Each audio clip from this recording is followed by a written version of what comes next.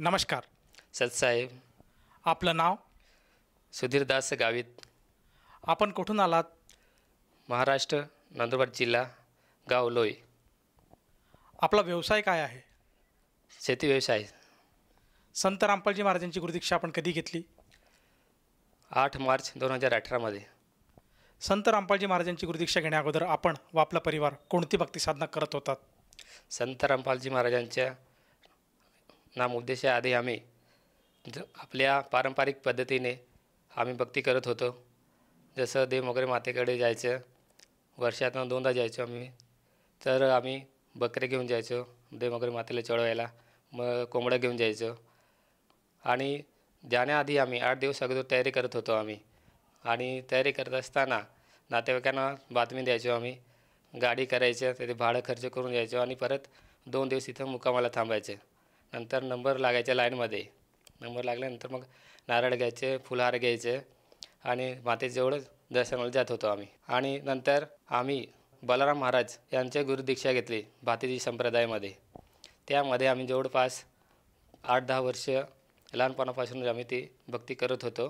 त्यावेळेस आम्ही नवरात्रीमध्ये 9 दिवस उपवास करत होतो. देवा दिवशी भंडारा करायचो.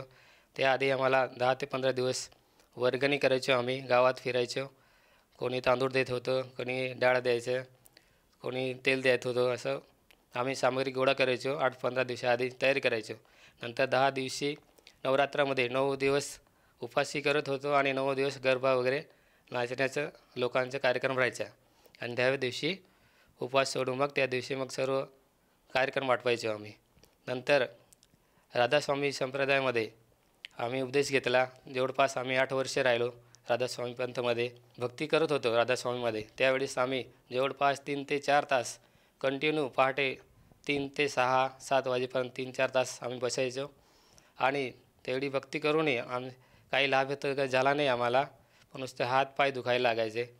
त्यांनी जे मंत्रजाप दिलं होतं ते काल भगवानांचं होतं मंत्रजाप वगैरे.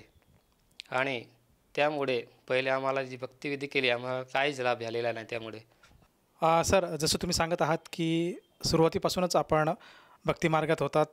पारंपरिक जी भक्ती साधना आहे महाराष्ट्रामध्ये ती भक्तिविधी आपण करत होतात. व्रतवैकल्य करत होतात, देवीला जात होतात, नवरात्राचं पण आपण उपवास करत होतात. आणि साधुसंतांकडनं सुद्धा आपण नामदीक्षा घेतली होती. आपण राधास्वामी पंथाशीसुद्धा 8 वर्षे जुडले होतात आणि त्यांनी सांगितलेली भक्तिविधीसुद्धा आपण करत होतात. तर हे सगळं चालू असताना संत रामपालजी महाराजांची माहिती आपल्याला कशी कळाली आणि आपण त्यांच्या शरणात का आलात? आम्ही जेव्हा जगतमध्ये होतो तेव्हा माझे मित्र धर्मेंद्र दास यांनी मला सांगितलं की संत रामपालजी महाराज यांचा सत्संग साधना चॅनलवर 7:30 ते 8:30 वाजता 1 तास सत्संग चालतो. आणि सत्संग मी पाहिला, तुम्ही पण बघा. सत्संग खूप चांगला आहे. आणि शास्त्र उघडून गीता, वेद हे उघडून दाखवतात संत रामपालजी महाराज. शास्त्र अनुकूल साधना ते सांगत आहे. आणि ते पाहिलं मी, तुम्ही पण बघा. तसं मित्रांनी सांगितलं आणि मी देखील साधना चॅनलवर त्यांचे सत्संग ऐकले. आणि ते सत्संग ऐकून संत रामपालजी महाराजांचे सत्संग एवढे मनाला ठेचले, आवडले की ते सत्संग ऐकून आम्हालाही वाटलं की नाही, हे खूपच हे ज्ञान जे आहे ते खरोखर आहे आणि चांगलं आहे. तर आपणही सत्संग ऐकावा. परत ऐकला आम्ही सत्संग. जवळपास 2-3 आठवडे आम्ही सत्संग ऐकला.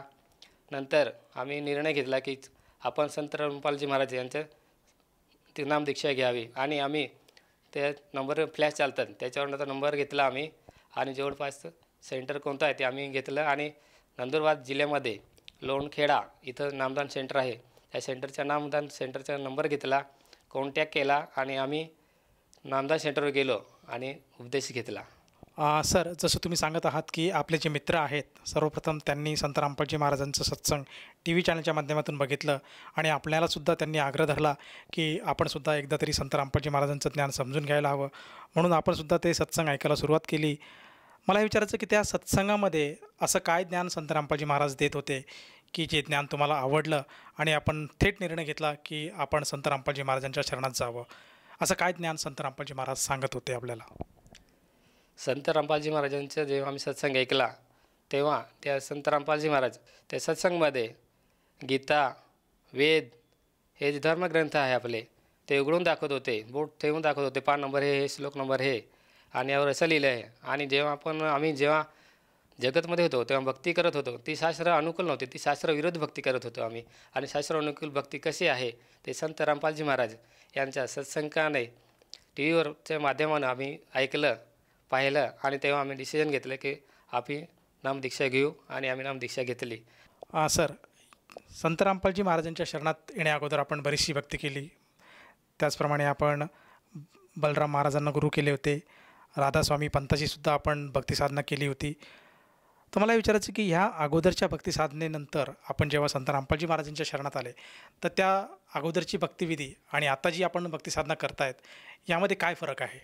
संत रामपालजी महाराज यांच्या अनुग्रह मी घेतला नाही. त्याआधी जगतमध्ये असताना जी भक्ती करत होतो ती शास्त्राविरुद्ध भक्ती होती.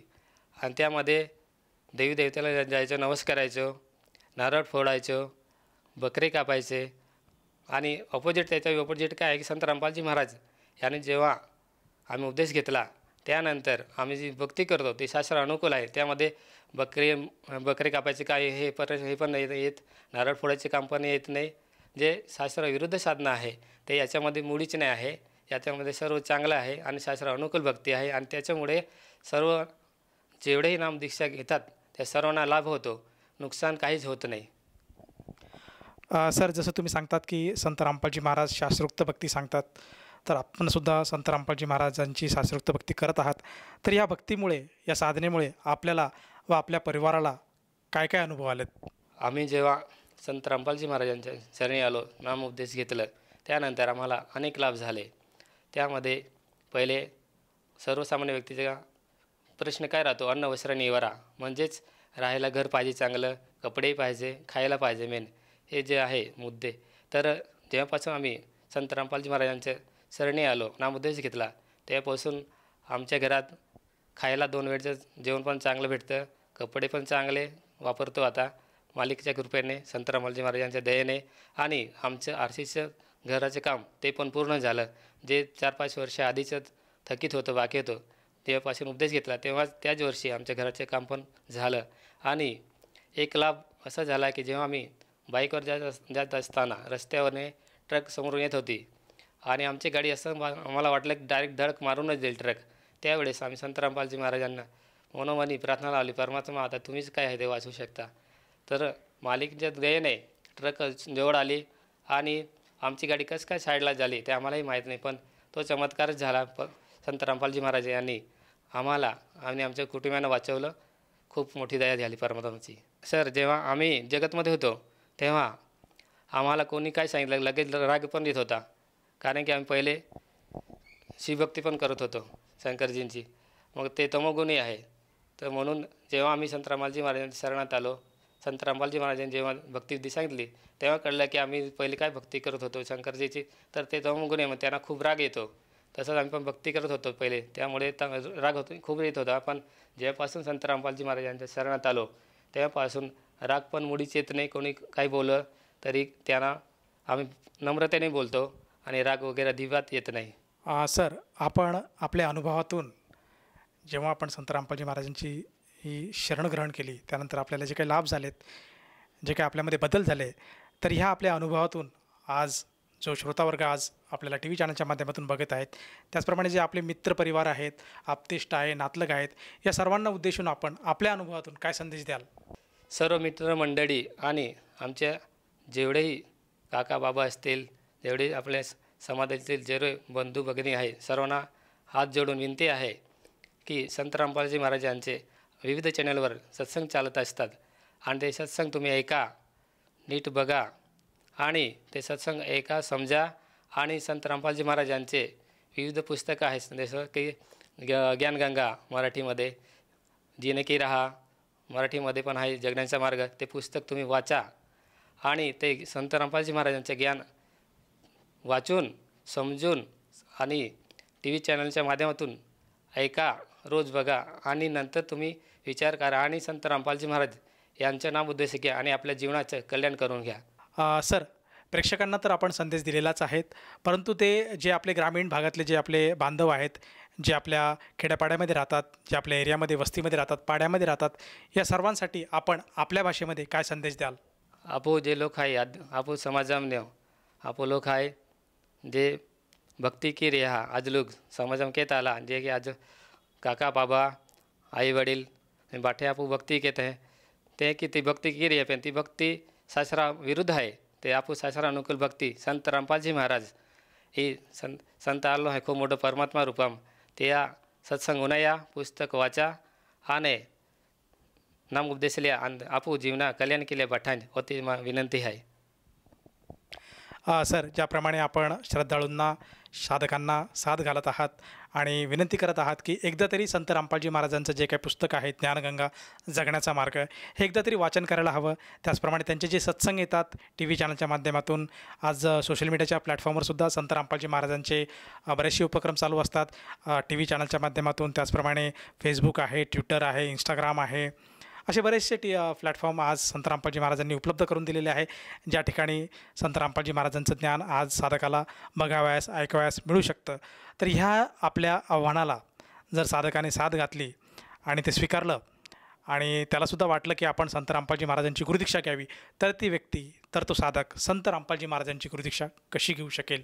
संत रामपालजी महाराज यांचे विविध चॅनलवर सत्संग चालत असतात. त्या सत्संगच्या खाली पट्टी चालते, त्या पट्टीवर नंबर असतात आश्रमचे आणि त्या नंबरवर कॉन्टॅक्ट करून तुम्ही जवळपासच्या नामदान सेंटरचे नंबर घेऊ शकता आणि कॉन्टॅक्ट करून त्या सेंटरवर जाऊन तुम्ही नाम उपदेश घेऊ शकता आणि आपल्या जीवनाचे कल्याण करू शकता. सर, या नामदीक्षेसाठी साधकाला किती पैसे मोजावे लागतात? आणि मला असं पण विचारायचं की जेव्हा आपण सर्वप्रथम संत रामपालजी महाराजांची गुरुदीक्षा घेतली त्यावेळेस आपल्यालासुद्धा किती पैसे मोजावे लागले होते? सर, जेव्हा आम्ही नामदान सेंटरवर गेलो तेव्हा संत रामपालजी महाराजांचे जेव्हा आम्ही नामदान उपदेश घेतला तेव्हा 1ही रुपया आम्हाला खर्च लागला नाही. आणि जेही जगत आहेत त्यांनी जेव्हा उपदेश घ्यायचे त्यांनी ठरवलं असेल आणि जवळपासच्या सेंटरच्या केंद्राचा नंबर घ्या आणि नाम उपदेश घ्यायला तुम्ही जेव्हा जाणार तेव्हा तुम्हाला 1ही रुपयाचा खर्च लागणार नाही. तुम्हाला एक पुस्तिका दिली जाईल, एक मंत्रजापचे कार्ड दिलं जाईल आणि तुम्हाला एक फोटो दिला जाईल आणि हे सर्व निःशुल्क राहील. तुमच्याकडून कोणत्याही प्रकारचा आकार घेतला जाणार नाही, सर्व निःशुल्क राहील. धन्यवाद सतसाहेब. संपूर्ण विश्वामध्ये 500 पेक्षा जास्त नामदीक्षा केंद्र आहेत जिथे निशुल्क नामदीक्षा दिली जाते. निशुल्क नामदीक्षा प्राप्त करण्यासाठी आणि अधिक माहितीसाठी संपर्क करा 7030303951 7030303952. अद्वितीय आध्यात्मिक ज्ञान वाचण्यासाठी, पाहण्यासाठी आणि ऐकण्यासाठी संत रामपालजी महाराज ॲप अवश्य डाउनलोड करा किंवा आमची वेबसाईट www.jagatgururampalji.org वर व्हिजिट करा. आम्हाला सोशल मीडियावर फॉलो करा. सर्व पवित्र धर्मांच्या पवित्र शास्त्रांवर आधारित प्रमाणित अनमोल पुस्तक ज्ञानगंगा किंवा जगण्याचा मार्ग यापैकी कोणतेही एक पुस्तक निशुल्क मागवण्यासाठी आपण आम्हाला आपले पूर्ण नाव, पूर्ण पत्ता, पिनकोड आणि फोन नंबरसह लिहून 7030303951 किंवा 7030303952 या नंबरवर SMS करू शकता किंवा 7030303950 या नंबरवर व्हॉट्सअप देखील करू शकता.